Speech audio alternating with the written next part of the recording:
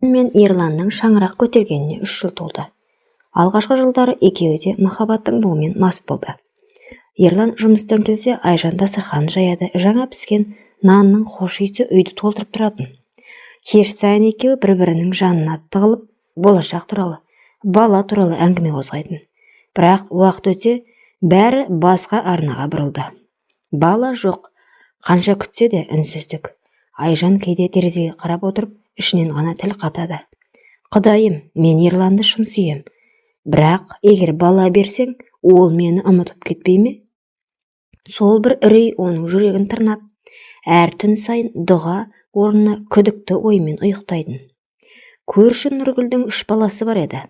Таң сайын есіктің алдында олардың күлкісін естіп, Айжанның жүрегі тітіркеніп кететін.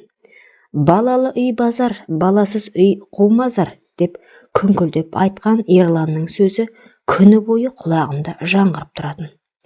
Бір күні екеуі ауылдағы Нұржан деген достарының үйіне қонаққа барды. Нұржан мен оның әйелі Айдана, 3 баланың ата-анасы. Балалардың күлкісі мен еркелігі, үйдің шулы, Айжанның ішіндегі жараны тырнады. Қайтар жолда Ерланның жүзі сұрланып, көлік айдап келе жатып ауыр күрсінді. Қашан біз де осылай баламыздың даусын естиміз, Айжан? Сол түннен бастап Ерланның мінезі өзгере бастады. Айлар жылға айналды. Уақыт өтіп жатты, бірақ Айжанның құрсағы бос. Ауылдың қарт кемпірлері «Не болды, бірдеңең бар ма?» деген сайын елдің сыбыры көбейіп, Ерланның сабыры азайып бара жатты. Емшіге де барды, дәрігерге де көрінді. Бәрі екеуің де саусың дейтін. Бірақ бала болмады. Айжанның ішін жалмаған бір ғана ой болды. Мүмкін күнә менде емес шығар, мүмкін Ерланда шығар. Бірақ оны айтуға қорықты. Себебі соңғы кездер Ерланның кезіндегі мейірім сөніп, орнын салқындық пен ашу алмастырып алған. Түнде кешіксе, қайда жүрсің деп сұрайды. Дыбысы қатқыл, түрі тас. Айжанның жүрегі дірете түсті.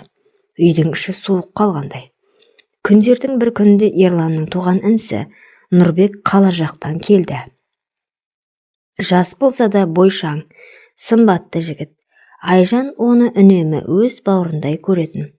Нұрбек жиі қона келіп, үйдің шаруасына көмектесетін.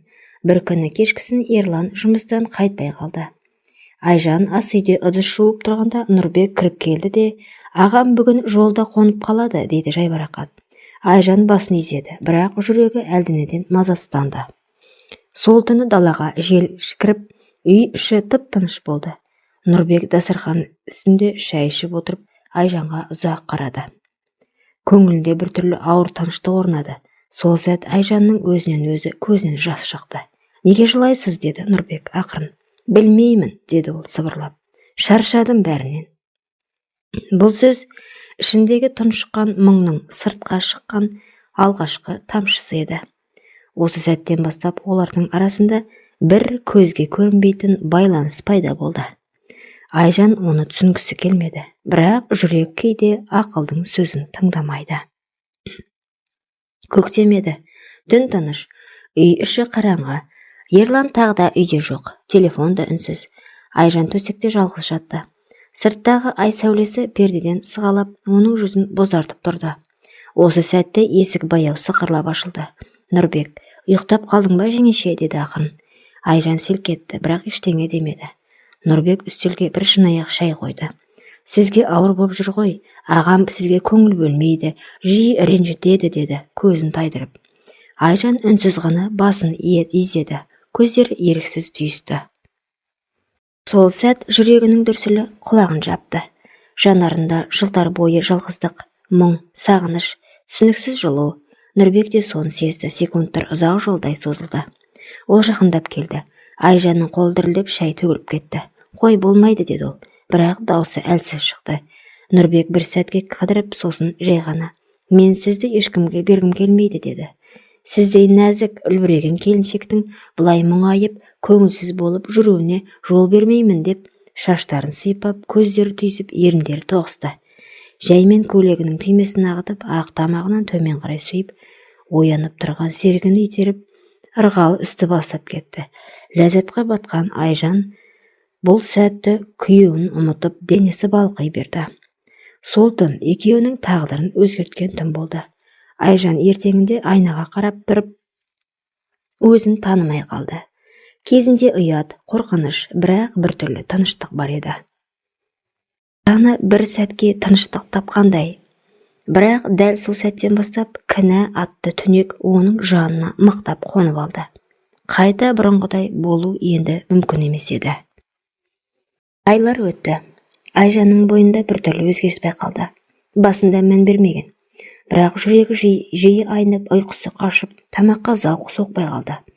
Бір күні дәріханадан тест алды. 2 сызық. Сол сәт өмірін екіге бөлген күн болды. Күні бойы есеңгіреп жүрді. Құдайдан бала тілеген жылдары көз алдында тізіліп өтті. Кешкі намаздан кейін иығына шәліт жамылып тізерліп отырды. Жаратқан, сен менің тілегімді қабыл еттің, бірақ неге дәл осылай? Дауысы дірілдеп, жас бетін жуып кетті. Ерлан бұл жаңалықты естігенде көзіне жас іркілді. «Аспа, Айжан», деді, қуаныштан көзі жайнап. Айжан күлімсіреді, бірақ күлкісінде қуаныштан гөрі қорқыныш көп еді. Ерлан оны құшақтап алып, айналып толғанды. Сол күннен бастап оның мінезі де өзгерді. Кеше ғана айғайлап ұрсып жүрген еркек енді әйелінің әр қимылына көз салып, әр тәбетіне қуанып жүрді. Айжан үшін бұл қуаныш емес, азапқа айналды. Кеудесінде кінә, ішінде қорқыныш. Нұрбек болса ауылдан кетіп қалған. Айжан оны соңғы рет көргенде оның көзінде үнсіздік, өкініш бар еді. «Сіз бақытты болыңыз» деген еді кетерінде. Бірақ бақыттың ізі Айжанның өмірінен баяғыда өшкен екен. Күніне 10 рет күліп, түн сайын 10 рет жылап жүрді. Бала көтергеніне қуанғанымен шындықтың салмағы күн сайын жанын езді. Құрсағындағы тіршілік Құдайдың сыйы ма, әлде жазасы ма, бұны тек уақыт қана көрсететін еді. Айлар сырғып өтті. Айжанның іші үлкейіп, жүзі нұрланып келе жатты. Ерлан болса бұрынғыдан да мейірімді. Әйелінің аяғы ауыр екенін мақтаныш көріп, елге «Айжан екеуміз көп күттік қой, енді Алла жар болды бізге, баламыз болатын болды» деп жүрді. Айжанның жүрегі тыныш емес еді. Түн сайын оянып кетеді. Түсінде бір ғана жүз көрінеді, Нұрбек. Ол үнсіз тұрып, әрқашан бір сөз айтады. «Бұл баланың кінәсі жоқ, Айжан». Айжан шошып оянып, жүрегін ұстайды. Күйеуінің қасында жатқан ұялып, теріс айналып жылайтын. Ол енді күнәсін тек өз жүрегінде ғана емес, өз құрсағында да сезінетін. Бір күні Ерланның шешесі келді. «Айжан, баланың айы күні жақындап қалды ғой, енді дәрігерге жиірек көрін» деп, жылы жүзбен. «Иә, апа», деді. Айжан басын изеді. Бірақ сол күні бәрі өзгеше болды. Кешкісін Ерлан үйге мас күйінде келді. Бұрын ондай мінезі жоқ еді. Есіктен кіре сала «Айжан, сен маған адалсың ба?» деді. Кілт тоқтап, даусы біртүрлі. Ашудан емес, күмәннен дірілдеп тұр. Айжан сескеніп қалды.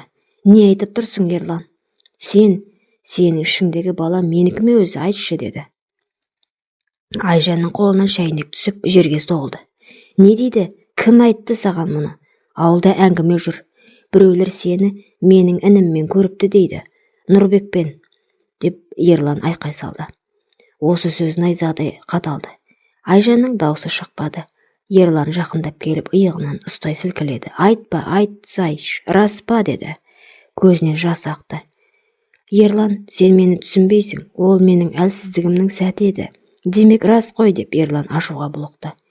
Ол әйелінің жағынан ұрып жерді. Айжан құлап түсті, бірақ өзін емес, ішін құшақтап қорғай берді. Сол түні бүкіл үйдің іші айғаймен көз жасқа толды. Ерлан үйден шығып кетті. Ал Айжан еденде отырды. Жүзі аппақ, көзі өліп қалғандай. Келесі күні ол ешкімге көрінбей ауылдан қалаға кетті. Жолда көзінен жас тыйылмады. «Мен не істедім? Бұл баланы не күтіп тұр?» Қалаға жеткенде дәрігерлер қабылдады. «Бәрі жақсы» деді. Бірақ дәрігердің бір сөзі қатты тиді. «Сіз қатты күйзеліп жүрсіз. Жүкті әйелге бұндай стресс қауіпті. Өз-өзіңізді аяңыз» деді. Айжан басын изеді, бірақ енді өзін аяуға себеп қалмағандай еді. Ерланның айғайы, соққысы, анасының бейнесі, Нұрбектің үнсіз жүзі бәрі араласып жан дүниесін улады. Сол түні Айжан бір шешімге келді. Ол кішкентай үйдің шетіне барып тізерлеп отырды. Жаратқан, егер бұл бала менің жазам болса, мен оны көтеремін. Бірақ оны жазалама, тек мені кешір. Көзінен жас емес, өмірі ақты. Қараңғы түнде жалғыз отырған әйелдің жүрегі енді қайтып бұрынғыдай соқпады. Айлар өтті, күндер үнсіз, түндер ұзақ. Айжанның жүкті шағы ауыр еді. Дәрігерлер жиі бақылауға алды, бірақ оның көзінде өмірдің нұры өшіп кеткен. Тек іштегі нәресте ғана оны жерге байлап тұрғандай. Босанар түн жақындағанда аспанда түнеріп тұрды. Жаңбыр жауып, найзағай ойнап, қала үстінде сұр мұнар түсті. Айжан толға қысқанда жанында ешкім болмады. Жедел жәрдем шақырған көршісі ғана есік ашып берді. Ауруханада бәрі тез болды. Түн ортасында найзағай жарқ еткен сәтте әлсіз жылаған сәби үн естілді. Қыз бала. Ақ халатты дәрігерлер бір-біріне қарап үнсіз қалды. Ананың жағдайы нашарлап бара жатты. Қан қысымы түсіп барады, жүрегі әлсіреп барады деп. Айжан көзін әрең ашып дәрігердің қолынан ұстап, «Қызым аман болсын, аты Шолпан болсын» деді. Содан соң көзі мәңгіге жұмылды. Сол түні Ерлан үйінде жалғыз отыр еді. Телефоны шыр етті. «Дәрігермін, әйеліңіз босанды, бірақ кешіріңіз» деді. Телефон жерге түсіп кетті. Ерлан орнынан тұра алмай қалды. Басына найзағай түскендей, бәрі бір сәтте күйреп түсті. Кінә, ашу, айғай, бәрі бос екен, енді ғана түсінді. «Айжан, мен кешір» деді тізерлеп. Ертеңіне перзентханаға жетті. Шолпанды қолын алды. Қыз кішкентай, әлсіз, бірақ көзі тура анасының көзі. Сол сәтте Ерланның жаны шыдап тұра алмады, жылап тұрып баласын маңдайынан сүйді. «Сен анаңның жарығы бол». Айжан жерленді. Күн салқын, аспан жылағандай. Ауыл адамдар үндемей тұрды. Ерлан шұңқырдың жанына отырып топыраққа алақанын қойды. «Мен сенің жүрегіңді жараладым, бірақ өзімді де жоқ қылдым, Айжан». Уақыт өтті. Шолпан өсіп келе жатты. Ерлан оны жалғыз тәрбиеледі. Нұрбек анда-санда келіп үнсіз көмектесіп жүрді.